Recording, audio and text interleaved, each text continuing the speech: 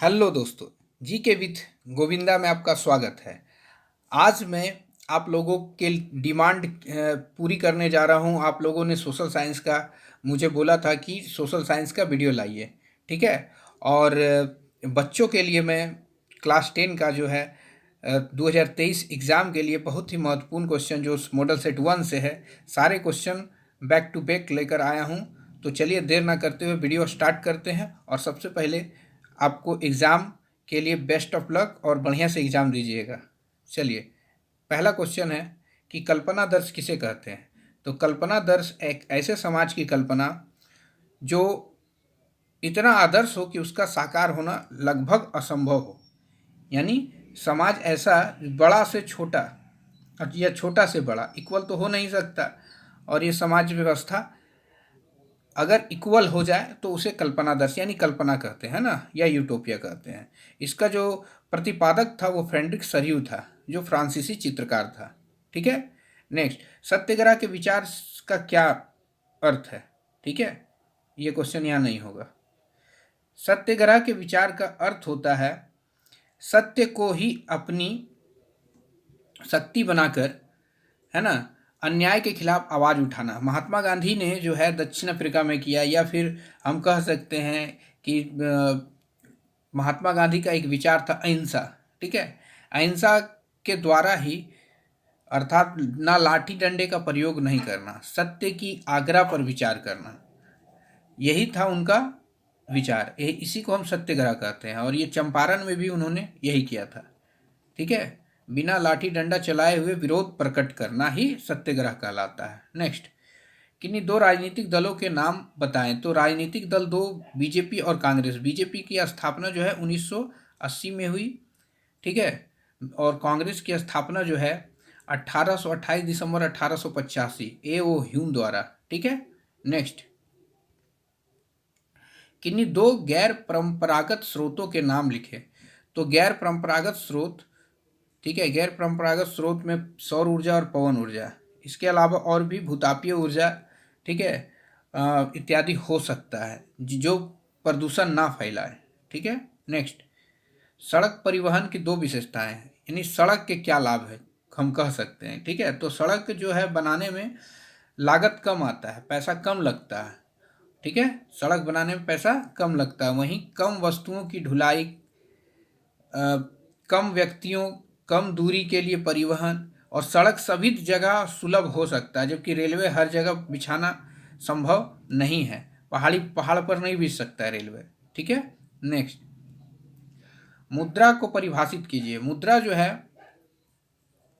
Currency, पैसे या धन के उस रूप को कहते हैं जो दैनिक जीवन में क्रय और विक्रय में काम आता है। यानी वस्तु विनिमय प्रणाली के लिए जो है मुद्रा की आवश्यकता होती है। एक वस्तु अगर हमको खरीदना है तो मुद्रा का प्रयोग करते हैं, यही मुद्रा है, ठीक है। आजकल कागजी मुद्रा, ठीक है, और इलेक्ट्रॉनिक मुद्रा भी चला हुआ है, ठीक है। नेक्स्ट है कि बहुराष्ट्रीय कंपनियां क्या है। तो बहुराष्ट्रीय कंपनी का मतलब कि एक देश में तो कंपनी है, ठीक है, और कई सारे देशों में उसका जो है काम चलता है। जैसे मान लीजिए रिलायंस कंपनी है ना, तो रिलायंस कंपनी जो है भारत में तो है इसकी इकाई, ठीक है। इसके अलावा और बहुत जगह है, ठीक है। दुबई में भी जो है जियो की कंपनी चलती है, ठीक है।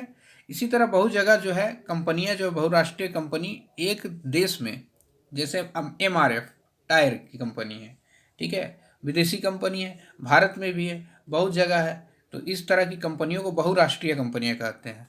क्लियर है। नेक्स्ट, फ्रांसीसी लोगों के बीच सामूहिक पहचान या भाव पैदा करने के लिए फ्रांसीसियों ने क्या कदम उठाए थे। तो फ्रांस की जो जनता थी, ठीक है, तो फ्रांसीसी लोगों के बीच सामूहिक, वहाँ का जो क्रांतिकारी जो है एक जैसा करने के लिए पितृभूमि या नागरिक जैसे विचारों का प्रचार किया, ठीक है। संविधान के अंतर्गत समान अधिकार प्राप्त हो, इसके लिए वो कार्यरत रहे। नेक्स्ट है कि केंद्रीय प्रशासनिक व्यवस्था लागू की गई, जिसमें भूभाग में रहने वाले नागरिकों के लिए समान कानून बनाए गए, एक जैसा कानून बनाया गया। और इतना सारा नहीं लिखना है, ठीक है, इतना सारा मैंने दे दिया है। इसमें 3 या 4 लिख लें, 5 लिख लें, जितना लिख सकते हैं, ठीक है। फ्रांस का राष्ट्रध्वज एक तरह का राष्ट्रध्वज हो गया, ठीक है, राष्ट्रगान गाया गया, फ्रेंच को राष्ट्रीय भाषा के रूप में चुन लिया गया। 3 बहुत है, ठीक है। नेक्स्ट, सूरत बंदरगाह, ठीक है, सूरत बंदरगाह 18वीं सदी के अंत तक हाशिए पर पहुंच गया। तो सूरत बंदर मशीन उद्योग युग से पहले अंतर्राष्ट्रीय कपड़ा बाजार में भारत में रेशमी और सूती उत्पादों का दबदबा रहता था। यानी जो है सूती, रेशमी और सूती उत्पाद जो है, मशीनी युग नहीं आया था उस समय, रेशमी और सूती वस्त्र जो है भारत के बहुत ज़्यादा विदेशों में भी चलते थे। गुजरात के तट पर स्थित बंदरगाह के जरिए भारत जो है खाड़ी और लाल सागर के बंदरगाहों से जुड़ा हुआ था, ठीक है। गुजरात का जो तट है उससे जो है बंदरगाह जुड़ा हुआ था। निर्यात जो है व्यापार के इस नेटवर्क में बहुत सारे भारत व्यापारी और बैंकर सक्रिय थे। 1750 के दशक तक भारतीय सौदागर के नियंत्रण वाला यह नेटवर्क टूटने लगा था, ठीक है। यूरोपीय कंपनियों की ताकत बढ़ती जा रही थी और उन्होंने स्थानीय दरबारों के कई तरह से रियायतें हासिल कर ली, ठीक है। स्थानीय दरबार से, जहांगीर से जो है या फिर शाहजहां वगैरह से जो है बहुत सारे रियायत ले लिया था, ठीक है। और एकाधिकार, व्यापार पर एकाधिकार, इसका मतलब है कि व्यापार में अंग्रेज जैसा चाहे वैसा कर सकते थे, ठीक है। और इस तरह से जो है सूरत बंदरगाह में बहुत सारे माल नहीं आने लगे, ठीक है। और अंग्रेजों ने नए बंदरगाहों पर जोर दिया जिससे सूरत बंदरगाह पर माल उतरने नहीं लगा, ठीक है। तो सूरत बंदरगाह पर माल नहीं उतरने लगा तो ये कमजोर पड़ने लगा, अर्थात यहाँ माल नहीं आने लगा, ठीक है। और जो है इसके अलावा दूसरे बंदरगाहों पर इन्होंने ध्यान दिया, जैसे हुगली बंदरगाह जो है ना, उस समय चलने लगा, ठीक है। नेक्स्ट है कि बहुदेशीय परियोजनाओं से होने वाले प्रमुख लाभों का वर्णन करें। तो बहुदेशीय परियोजनाओं से क्या लाभ होते हैं? तो बहुदेशीय परियोजनाएं ऐसी परियोजना जिसका उद्देश्य तो बांध बनाना है, ठीक है। नदी है, नदी के पानी को रोक दिया गया तो बांध बन गया। अब बांध बनने से पानी रुक गया, अब पानी रुकने से जो है यहाँ क्या होगा, तो यहाँ जल विद्युत उत्पादन होगा, ठीक है। और क्या होता है, जैसे मान लीजिए कि धनबाद का जो है मैथन डैम बांध है एक प्रकार का, और वहाँ से जो है डीवीसी है ना, दामोदर वैली कॉरपोरेशन लिमिटेड सुचारू रूप से चालू है। यहाँ से जल उत्पादन भी होता है, जल विद्युत उत्पादन होता है। जल सिंचाई के लिए बांध उपयोगी है, यानी सिंचाई प्रबंधन के लिए भी उपयोगी होती है। बाढ़ को नियंत्रित करता है, ठीक है। इसके अलावा जो है घरेलू कामकाज तथा उद्योग के लिए जो जल है वो उपलब्ध कराता है, ठीक है। इस तरह से नौका यान कर सकता है, मछली उत्पादन कर सकता है बांध में। बहुत सारे लाभ होते हैं बहुउद्देशीय परियोजनाओं से। एक उद्देश्य से बहुत सारे उद्देश्यों की पूर्ति होना ही बहुउद्देशीय परियोजना है। नेक्स्ट, एक पेय फसल का नाम बताना है, ठीक है। पेय फसल यानी मान लीजिए चाय जो है एक पेय फसल है, ठीक है। और इसके उगने के लिए भौगोलिक परिस्थिति जो है, इसको उष्णकटिबंधीय जलवायु क्षेत्र चाहिए, ठीक है। जैसे असम और दार्जिलिंग, इसके अलावा केरल है ना, यहाँ पर जो है चाय की फसल होती है, ठीक है। और इसको उगने के लिए जो वर्षा है, चाय एक पेय फसल है और इसको उगने के लिए जो है अनुकूल भौगोलिक परिस्थिति जो है, सबसे पहले तापमान जो है 20 डिग्री सेल्सियस से 30 डिग्री सेल्सियस चाहिए, ठीक है। ज़्यादा गर्मी भी नहीं चाहिए इसको, ठीक है, और ज़्यादा ठंड भी नहीं चाहिए। नेक्स्ट है कि 150 सेंटीमीटर से 200 सेंटीमीटर वर्षा चाहिए और चाय की फसल के लिए सस्ते और कुशल श्रमिक चाहिए। मिट्टी की जो आवश्यकता होती है वो लेटेराइट मिट्टी, ठीक है, लेटेराइट मिट्टी चाहिए। फिर से ध्यान दीजिएगा, लेटेराइट मिट्टी चाय की फसल के लिए उपयुक्त, जो कुशल श्रमिक होते हैं, सस्ते श्रमिक होते हैं, वो चाहिए, ठीक है। तापमान जो है 20 डिग्री से 30 डिग्री सेल्सियस और वर्षा जो है वो 150 से सेंटीमीटर से 200 सेंटीमीटर तक। सत्ता की साझेदारी के क्या लाभ है? तो सत्ता की साझेदारी का जो लाभ है वो जो है किसी भी देश में भागीदारी जो है एक एक जो है, मान लीजिए कि केंद्र है ना, और राज्य है, दोनों के बीच शक्तियों का विभाजन होता है। इसके अलावा यहाँ पर जो है जब बिना किसी भेदभाव के सभी जातियों के हितों को ध्यान में रखा जाता है तो उसकी भावनाओं का आदर किया जाता है, तो किसी प्रकार के संघर्ष की संभावना जो होती है समाप्त हो जाती है। यानी सभी से जो है मिलजुल कर रहा जाता है, सत्ता का बंटवारा विभिन्न क्षेत्रों में कर दिया जाता है, तो टकराव की संभावना कम हो जाती है। यहीं जो है श्रीलंका में गृह युद्ध चल रहा है। क्यों चल रहा है? क्योंकि वहाँ जो है सत्ता का बंटवारा अच्छी ढंग से नहीं है। ठीक है, नेक्स्ट, दबाव समूह और राजनीतिक दल। तो दबाव समूह जो होते हैं, है ना,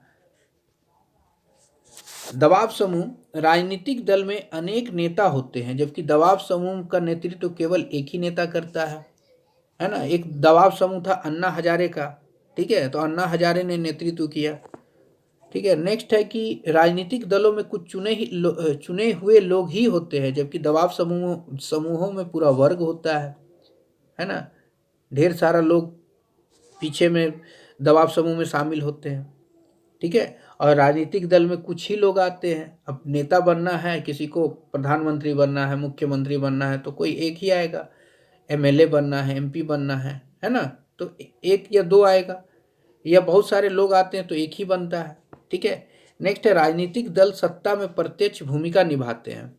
ठीक है, यानी राजनीतिक दल डायरेक्ट जो है सत्ता संभालते हैं, जबकि दबाव समूह का ये कॉपीराइट ही नहीं है। ठीक है, नेक्स्ट है कि राजनीतिक दलों के पास शक्ति होती है, जबकि इनकी जड़ें गहरी होती है, जबकि दबाव समूह केवल जनता शक्ति पर निर्भर करती है।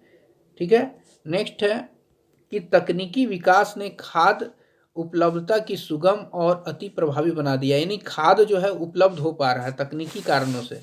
तो रेलगाड़ियों के चलने से, है ना, एक जगह जलपोतों के, है ना, जलपोतों माने जहाज का आकार बढ़ाया गया, रेलगाड़ियाँ की आकार बढ़ाया गया, उसके बाद भार कम किया गया सभी का, और अब जो है आसानी से एक जगह से दूसरे जगह जो है जो खाद्य है यानी खाना भोजन उपलब्ध करा दिया जाता है। ठीक है, जिससे, है ना, लोग का जो है जीवन स्तर बहुत अच्छा हो गया है। वहीं 1870 के दशक तक अमेरिका से यूरोप को मांस का निर्यात नहीं किया जाता था, अब जो है मांस भी निर्यात किया जाता है ना। उस समय केवल जिंदा जानवर बहुत ज़्यादा, है ना, भेजे जाते थे, जबकि, है ना, लंबे अगर सफ़र होता था तो बीमार पड़ जाते थे, मर जाते थे, वजन गिर जाता था, यही सब कारण था। लेकिन अब मांस को डायरेक्ट काट कर फ्रिज में रख कर भेज दिया जाता है। ठीक है, नेक्स्ट है G77 देशों से आप क्या समझते हैं? तो G77 देशों, है ना, G77 जो है विकासशील देशों का समूह है। किस देश का समूह है? विकासशील देशों का समूह है। ठीक है, और इन्होंने जो है सबसे पहले ये जान ले कि G77 को ब्रेटन वुड्स की संतानों की प्रतिक्रिया के रूप में देखा जाता है, क्योंकि पश्चिमी के विकसित राष्ट्रों ने अपनी अर्थव्यवस्था को मजबूत और स्थायित्व प्रदान करने के लिए ब्रेटन वुड्स व्यवस्था का निर्माण किया था, और इस व्यवस्था का संचालन और एकाधिकार अमेरिका, इंग्लैंड, फ्रांस, रूस जैसी बड़ी शक्तियों के हाथों में थे। इससे विकासशील देशों के अर्थव्यवस्था, है ना, को विशेष लाभ नहीं हुआ। अतः इस व्यवस्था की प्रतिक्रिया स्वरूप इन 77 विकासशील देशों ने G77 का गठन किया। इसका अर्थ ये है कि मैं समझा दे रहा हूँ कि ब्रेटन वुड्स समझौता, है ना, होने पर दो जो है संस्था IMF और वर्ल्ड बैंक आया। ठीक है, और इन दोनों संस्थाओं से जो है बहुत सारे देशों को लाभ नहीं हो रहा था, अमेरिका का एकाधिकार था। इस कारण से बहुत सारे देशों ने एक संगठन बनाया G77, ठीक है। इसी को विकासशील देशों का संगठन के नाम से जाना जाता है, ठीक है। और इसी तरह से जुड़वा जो संतान जो है ब्रेटन वुड्स का IMF और वर्ल्ड बैंक को जाना जाता है। नेक्स्ट, शासन की संघीय और एकात्मक स्वरूपों में क्या क्या मुख्य अंतर है, इसके उदाहरणों के माध्यम से स्पष्ट करें। तो एकात्मक का मतलब हो गया कि जिस सरकार शासन व्यवस्था में एक ही शासन होता है, ये सरकार शासन एक ही स्तर पर होता है, ठीक है। शक्तियों का केंद्रीकरण मतलब शक्ति सिर्फ केंद्र के पास होती है। उदाहरण के लिए जापान में केंद्रीयकरण शक्ति है, ठीक है। एकात्मक सरकार में संविधान लिखित होता है और अलिखित भी होता है। उदाहरण के लिए इंग्लैंड में लिखित और अलिखित है, जबकि भारत जो है संघीय शासन व्यवस्था है, यहाँ जो है लिखित संविधान होगा, ठीक है। एकात्मक सरकार छोटे देशों के लिए उपयुक्त है, जबकि बड़े देशों के लिए एकात्मक सरकार व्यवस्था नहीं चलेगा, ठीक है। एकात्मक माने एक व्यक्ति के हाथ में या एक पूरे समूह के हाथ में ही जो है शासन व्यवस्था हो, ठीक है। इस व्यवस्था में केंद्रीय सरकार राज्य को विशेष आदेश नहीं दे सकती, है ना। जबकि यहाँ पर भारत में संघीय शासन व्यवस्था में राज्य को आदेश दिया जाता है, ठीक है, लेकिन शक्तियों का विभाजन अलग अलग होता है, ठीक है। संघ सूची, राज्य सूची और समवर्ती सूची में बांट दिया गया है शक्तियों को, ठीक है।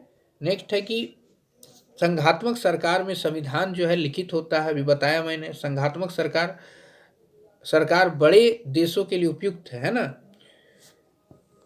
सरकार यहाँ होगा। नेक्स्ट, इस व्यवस्था में केंद्रीय सरकार प्रांतीय या स्थानीय सरकारों को आदेश दे सकती है। उदाहरण के लिए भारत केंद्रीय सरकार जैसे झारखंड हो गया या बिहार हो गया, किसी को जो आदेश दे सकती है, पर जो है एकात्मक शासन व्यवस्था में ऐसा नहीं होता है, ठीक है। क्योंकि एकात्मक शासन व्यवस्था में एक ही तो अधिकार है, एकाधिकार होता है, ठीक है। इसमें नागरिकों को दोहरी नागरिकता प्राप्त होती है। उदाहरण के लिए अमेरिका में भी संघात्मक शासन व्यवस्था है, ठीक है। नेक्स्ट है कि भारत में तृतीय क्षेत्रक इतना महत्वपूर्ण क्यों है। तो सबसे पहले तो तृतीय क्षेत्रक का मतलब समझ लिए, प्राथमिक क्षेत्रक, द्वितीय क्षेत्रक का। प्राथमिक क्षेत्रक माने कृषि और खनन प्राथमिक क्षेत्र से जो जुड़े हुए हैं, है ना, वो आएंगे किसमें, प्राथमिक क्षेत्रक में। जबकि कृषि उत्पादों को, जैसे मान लीजिए कि गन्ना से चीनी, कपास से कपड़ा, ये द्वितीय क्षेत्रक में आएगा। और वहीं तृतीय क्षेत्रक जो है सेवा क्षेत्रक, जिसमें परिवहन, संचार, डॉक्टर, वकील जो है ये सब आएंगे, ठीक है। तो इसमें सबसे ज़्यादा जो है रोजगार उपलब्ध कराया है भारत में, ठीक है। नेक्स्ट है कि यहाँ जो है ना 50% से ज़्यादा रोजगार, सिर्फ GDP में 50% से ज़्यादा इसी का है, तृतीय क्षेत्रक का हिस्सा है, ठीक है। इसीलिए जो है भारत में तृतीय क्षेत्रक महत्वपूर्ण है।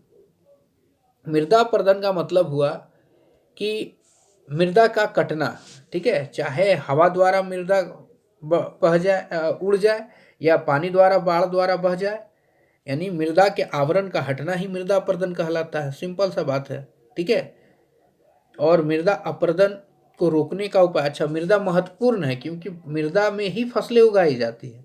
अब फसल जहाँ उग रहा है वो बाढ़ द्वारा बह गया तो यही तो मृदा अपरदन हुआ। हवा द्वारा उड़ गया, मृदा अपरदन है। अब मृदा अपरदन जो है उसको रोकने के लिए सीढ़ी नुमा, पहाड़ी क्षेत्रों में सीढ़ी नुमा खेती की जाती है, जबकि घास की पट्टी लगा दी जाती है। फसलों के बीच जो है घास के पट्टी वृक्षारोपण किया जाता है। पेड़ों की रक्षक मेखला श्रृंखला बना दिया जाता है ना। अति पशुचारण पर नियंत्रण होना जरूरी है, इत्यादि, ठीक है। नेक्स्ट,